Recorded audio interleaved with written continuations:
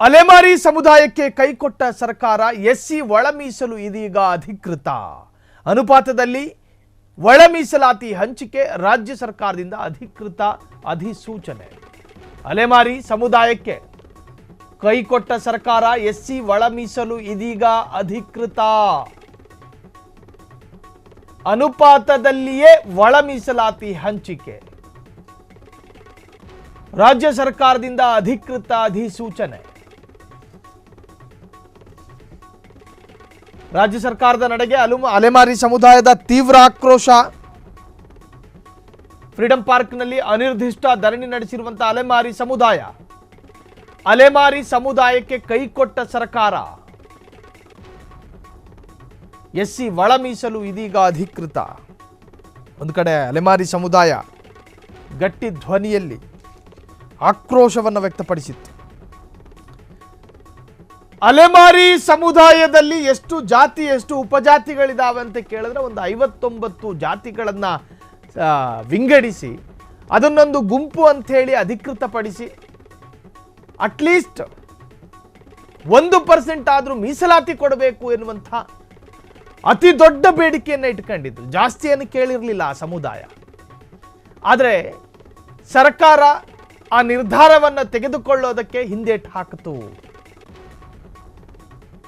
ಅಲೆಮಾರಿ ಸಮುದಾಯದ ಆ ಧ್ವನಿಯನ್ನ ಕೇಳಿಸಿಕೊಳ್ಳೋದಕ್ಕೆ ಅಲೆಮಾರಿ ಸಮುದಾಯದ ನಾಯಕರು ಕೂಡ ಮುಂದಾಗಲಿಲ್ಲ. ಒಂದಷ್ಟು ರಾಜಕಾರಣಿಗಳು ಮುಂದಾಗಲಿಲ್ಲ. ಫ್ರೀಡಂ ಪಾರ್ಕ್ನಲ್ಲಿ ಅನಿರ್ದಿಷ್ಟ ಧರಣಿ ನಡೆಸಿರುವಂತಹ ಅಲೆಮಾರಿ ಸಮುದಾಯಕ್ಕೆ ಕೈಕೊಟ್ಟ ಸರ್ಕಾರ. ಕಳೆದ ವಾರ ಮುಖ್ಯಮಂತ್ರಿ ಸಿದ್ದರಾಮಯ್ಯ ನೇತೃತ್ವದಲ್ಲಿ ನಡೆದಂತಹ ಸಚಿವ ಸಂಪುಟ ಸಭೆಯಲ್ಲಿ ನ್ಯಾಯಮೂರ್ತಿ ಎಚ್.ಎನ್. ನಾಗಮೋಹನ್ ದಾಸ್ ಆಯೋಗ ಮಾಡಿದ ವರ್ಗೀಕರಣ ಶಿಫಾರಸಿನ ಅನ್ವಯ ಮೀಸಲು ಹಂಚಿಕೆ ಮಾಡಿ ವಿಧಾನಸಭೆಯ ಅಧಿವೇಶನದಲ್ಲಿ ಪ್ರಕಟಿಸಲಾಗಿತ್ತು. ಸೊ ಅದಕ್ಕೆ ಸಂಬಂಧಪಟ್ಟ ಹಾಗೆ ಅವರ ಕಿಚ್ಚನ್ನ ನೋಡ್ಕೊಂಡು ಬರೋಣ. ಏನಿಲ್ಲ ಸರ್, ನಮಗೆ 59 ಜಾತಿಗಳಿಗೆ 1% ಕೊಡ್ತೀನಿ ಅಂತೇಳಿ ನಾಗಮೋಹನ್ ದಾಸ್ ಆಯೋಗದಲ್ಲಿ ವೈಜ್ಞಾನಿಕವಾಗಿ ಒಂದು ವರದಿ ಕೊಟ್ಟಿದ್ದಾರೆ ಆಯೋಗ ಮಾಡಿ. ಈ ವರದಿ ಆಧಾರದ ಮೇಲೆ ಇದುವರೆಗೂ ನಾವು 79 ವರ್ಷ ಆದರೂ ಯಾವುದೇ ಮೇನ್ ಸ್ಟ್ರೀಮಿಗೆ ಬಂದಿಲ್ಲ.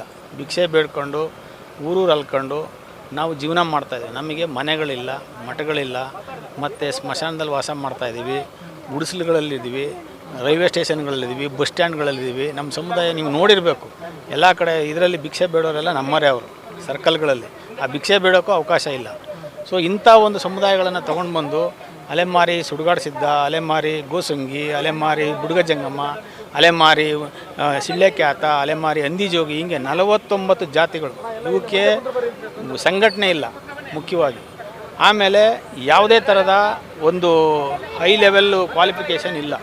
ನಾಗಮೋಹನ್ ದಾಸ್ ವರದಿಯಲ್ಲೇ ಹೇಳಿದ್ದಾರೆ 14 ಜಾತಿಗಳು ಯಾವುದೇ ಥರದ ಇದು ಪಡ್ಕೊಂಡಿಲ್ಲ, ಇದು ಪದವಿ ಪಡೆದಿಲ್ಲ.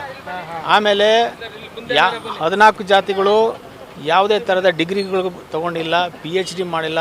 ಮತ್ತು ರಾಜಕೀಯ ನಮಗೆ 27,000 ಇದಿದೆ ಮೀಸಲಾತಿ ರಾಜಕೀಯ ಇದೆ. ಅಟ್ಲೀಸ್ಟ್ ಮೆಂಬರ್ಗಳಾಗಿಲ್ಲ. 5,50,000 ಜನ ಇದೀವಿ ನಾವು. ಡಿಮ್ಯಾಂಡ್ ಏನಿಲ್ಲ, ನಮಗೆ ಕೊಟ್ಟಿರೋದು 1% ಏನಿದೆ ಅದನ್ನು ಕೊಟ್ಟರೆ ನಮಗೆ ಅಟ್ಲೀಸ್ಟ್ ಅದು ಕೊಟ್ಟರೆ ನಮಗೆ 2% ಕೊಡಬೇಕಾಗಿತ್ತು. 1% ಕೊಡಿ ಅಂತ ಕೇಳ್ತಾ ಇದ್ದೀವಿ. ಕೊಟ್ಟಿಲ್ಲ, ನಮಗೆ ಕೊಟ್ಟೇ ಇಲ್ಲ. ನಮ್ಮದನ್ನು ತೆಗೆದು ಬೋವಿ ಲಂಬಾಣಿ ಮೀಸಲಾತಿನೇ ಇಲ್ಲ. 5 ಲಕ್ಷ ನಾವು ಸ್ವಾತಂತ್ರ್ಯ ಭಾರತದಿಂದ ಮುಕ್ತ ಆಗಿದ್ದೀವಿ ಇವಾಗ. ಯಾಕೆಂದರೆ ಮೀಸಲಾತಿ ಎಲ್ಲ 17%, 15% ಅವರೇ ತೊಗೊಂಡ್ರೆ. ಬಲಾಢ್ಯ ಸಮುದಾಯಗಳ ಜೊತೆಯಲ್ಲಿ ಸಂವಿಧಾನ ಏನು ಹೇಳ್ತದೆ ಅಂದರೆ ಸಮಾನರ ಜೊತೆಯಲ್ಲಿ ಅಸಮಾನರನ್ನು ಹಾಕಬೇಡಿ ಅಂತ ಹೇಳ್ತದೆ. ಸುಪ್ರೀಂ ಕೋರ್ಟು ಅದನ್ನೇ ಹೇಳ್ತದೆ. ಅತ್ಯಂತ ಯಾರಿದ್ದಾರೆ ಹಿಂದುಳಿದವರು ಅವ್ರಿಗೆ ಮೀಸಲಾತಿ ಕೊಡಿ ಅಂತದೆ. ಅದರ ಆಧಾರದ ಮೇಲೆ ನಾಗಮೋಹನ್ ದಾಸ್ ಅವರು ವರದಿ ಕೊಟ್ಟಿದ್ದಾರೆ. ಈ ಎಲ್ಲ ವರದಿಗಳನ್ನು ಅವರು ಧಿಕ್ಕರಿಸಿ ಬಲಾಢ್ಯರ ಜೊತೆಯಲ್ಲಿ, ಅಂದರೆ 80 kg ಫೈಟ್ ಮಾಡೋನ ಜೊತೆಗೆ 60 kg ಹಾಕಿದ್ರೆ ಎಲ್ಲಿ ಹೋರಾಟ ಮಾಡೋಕ್ಕಾಗ್ತದೆ? ನಮಗೂ ಅವರಿಗೂ 15%ರಿಂದ 20% ಅಜಗಜಾಂತರ ವ್ಯತ್ಯಾಸ ಇದೆ ಎಲ್ಲ ರಂಗದಲ್ಲೂ. ಯಾವುದು ನಮಗೆ ಉದ್ಯೋಗದಲ್ಲಾಗಿರ್ಬೋದು, ಸೋಷಿಯೋ ಬ್ಯಾಕ್ಗ್ರೌಂಡ್ ಆಗಿರ್ಬೋದು, ಮತ್ತು ನಮಗೆ ರಾಜಕೀಯವಂತೂ ಇಲ್ಲವೇ ಇಲ್ಲ ಬಿಡಿ. ಈ ಎಲ್ಲ ಥರದ ನಮಗೆ ಅನ್ಯಾಯಗಳಾಗಿದೆ. ಅದಕ್ಕಿಂತ ದಯಮಾಡಿ ನಾವು ಮುಖ್ಯಮಂತ್ರಿಯವ್ರನ್ನ ಕಂಡು ಬಂದಿದ್ದೀವಿ. ಹೋಗಿ ನಮಗೆ ಒಂದು ನ್ಯಾಯ ಕೊಡಿ ಸ್ವಾಮಿ ಅಂತ ಹೇಳಿದಕ್ಕೆ ಅವರು ಹೇಳಿದ್ದಾರೆ, ನಮಗೆ ಇನ್ನೊಂದು ಸ್ವಲ್ಪ ದಿನ ಟೈಮ್ ಕೊಡಿಯಪ್ಪ, ನಾನು ಯೋಚನೆ ಮಾಡ್ತೀನಿ ಅಂತ ಹೇಳಿದ್ದಾರೆ. ನನಗೆ ಪೊಲಿಟಿಕಲ್ ಪ್ರೆಷರ್ ಇದೆ ಅಂತಲೂ ಹೇಳಿದ್ದಾರೆ. ಮತ್ತು ನಾವು ಇದಕ್ಕೆ ಬೇರೆ ಥರದ ಪ್ಯಾಕೇಜ್ ಏನಾದ್ರು ಮಾಡೋಕ್ಕಾಗ್ತದ ಅಂತ ಹೇಳಿದ್ದಾರೆ. ಸೊ ನಮಗೆ ಪ್ಯಾಕೇಜು ನಿಮ್ಮ ಪೊಲಿಟಿಕಲ್ ಪ್ರೆಷರು ಅದೆಲ್ಲ ನಮಗೆ ಬೇಕಾಗಿಲ್ಲ ಸರ್. ನಮಗೆ ಕಾನ್ಸ್ಟಿಟ್ಯೂಷನಲ್ ರೈಟ್ಸ್ ಬೇಕು ನಮಗೆ. ಇದು ನಮ್ಮ ಕೋರಿಕೆ ಸರ್. ನನ್ನ ಹೆಸರು ಹನುಮಂತಪ್ಪ ಅಂತ, ಅಲೆಮಾರಿ ಬುಡಕಟ್ಟು ಮಹಾಸಭಾ ರಾಜ್ಯಾಧ್ಯಕ್ಷರು.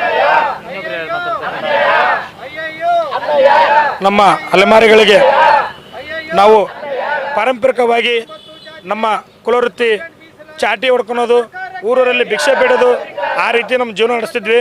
ಆದರೆ ಈ ಕಡೆ ನಮಗೆ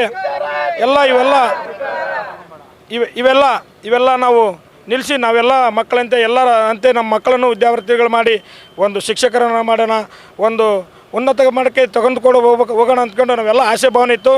ಅದೇ ರೀತಿ ನಾಗಮೋಹನ್ ದಾಸ್ ವರದಿ ಪ್ರಕಾರ ಎಲ್ಲ ಕಡೆ ನಮ್ಮ ಮನೆಗೆ ಬಂದು ನಮ್ಮ ಗುಡಿಸಗಳು ನೋಡಿ ಎಲ್ಲ ವರದಿ ಸಲ್ಲಿಸಿದರು. ಆದರೆ ಅಲ್ಲಿ ನಾಗಮೋಹನ್ ದಾಸ್ ಹೇಳ್ತಾಯಿದ್ರು, ನಾವು ಖಂಡಿತವಾಗ್ಲೂ ಬಡವರ ಪರನೇ ಇರೋದು, ನಾವು ವರದಿ ಮಾಡೇ ಮಾಡ್ತೀವಿ, ನಿಮಗೆ ನ್ಯಾಯ ಕೊಡೋದು ತಗೊಂಡಿದ್ವಿ. ನಾಗಮೋಹನ್ ದಾಸ್ ವರದಿ ಜಾರಿ ಆಯಿತು. ಆವಾಗ ನಮಗೆ ಎ ಗ್ರೂಪಲ್ಲಿ 1% ಇಟ್ಟಿದ್ರು, ಅದರಲ್ಲಿ 10 ಜಾತಿ ಸೇರಿಸಿ ಒಟ್ಟು 59 ಮಾಡಿದ್ರು. ನಾವು ಒಪ್ಕೊಂಡ್ವಿ.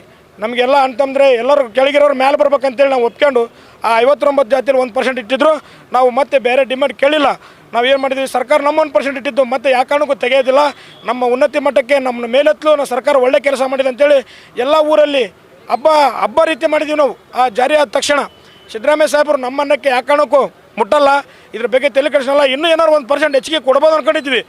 ಆದರೆ ಆ 1% ಇಟ್ಟಿದ್ದನ್ನು ಅವರು ರಾಜಕೀಯ ಪ್ರಭಾವಕ್ಕೆ, ಅವರ ಸೀಟ್ ಉಳಿಸ್ಕೊಳೋದಕ್ಕೆ, ಒಂದು ಒತ್ತಡಕ್ಕೆ ಮಣಿದು ಆ 1%ಅನ್ನು ಇವ್ರದ್ದು 1% ತಗೊಂಡ್ರೆ ಇವ್ರು ಯಾವ ಕಾರಣಕ್ಕೂ ಅವ್ರು ರೋಡಿಗೆಳೆಯಲ್ಲ, ಇವ್ರು ಎಲ್ಲಿದ್ದರೂ ಅಲ್ಲೇ ಇರಲಿ, ಇವ್ರು ಭಿಕ್ಷೆ ಬೇಡ್ಕೊಂತಲೇ ಇರಲಿ, ಚರಂಡಿ ಕ್ಲೀನ್ ಮಾಡ್ಕೊಂತಲೇ ಇರಲಿ, ಊರೂರು ಅಳ್ಕೊಂತಲೇ ಹೋಗಲಿ, ಇವ್ರ ಮಕ್ಕಳು ಏನು ಶಾಲೆ ಕಲಿಸಿದ್ರು, ಇವ್ರು ಭಿಕ್ಷೆ ಬೇಡೋದಕ್ಕೆ ನಾಲ್ಕು ಅಂತೇಳಿ ಇದೇ ಕಾಂಗ್ರೆಸ್ ಸರ್ಕಾರ ನಮ್ಮನ್ನು ಈಗ ಊರೂರಲ್ಲಿ ಅದೇ ರೀತಿ ಮಾಡಿದೆ. ನಾವು ಉನ್ನತ ಸ್ಥಾನಕ್ಕೆ ಬರ್ಬೇಕಂದ್ರೆ ನಮಗೆ 1% ಮೀಸಲಾತಿ ನಿಟ್ಟು ನಮ್ಮನ್ನು ಎ ಗ್ರೂಪಲ್ಲಿ ಇಟ್ಟರೆ ನಾವೆಲ್ಲ ನಿಮ್ಮ ಮಕ್ಕಳಂಗೆ ನಮ್ಮ ಮಕ್ಕಳನ್ನು ವಿದ್ಯಾರ್ಥಿಗಳಾಗಬೇಕು, ಅಟ್ಲೀಸ್ಟ್ ಒಂದು ಗ್ರಾಮ ಪಂಚಾಯತಿ ಸದಸ್ಯರಾಗಬೇಕು, ಇಲ್ಲ MLA ಅಂದ್ರೂ ಕನಸು ಬೇಡ ನಮಗೆ. ಕ್ಷಣದ ಸುದ್ದಿಗಳಿಗಾಗಿ ಫ್ರೀಡಂ ಟಿವಿ ಸಬ್ಸ್ಕ್ರೈಬ್ ಮಾಡಿ, ಲೈಕ್ ಮಾಡಿ ಹಾಗೂ ಫಾಲೋ ಮಾಡಿ. ಹೊಸ ಸುದ್ದಿಗಳ ನೋಟಿಫಿಕೇಶನ್ಗಾಗಿ ಬೆಲ್ ಐಕಾನ್ ಮೇಲೆ ಕ್ಲಿಕ್ ಮಾಡಿ.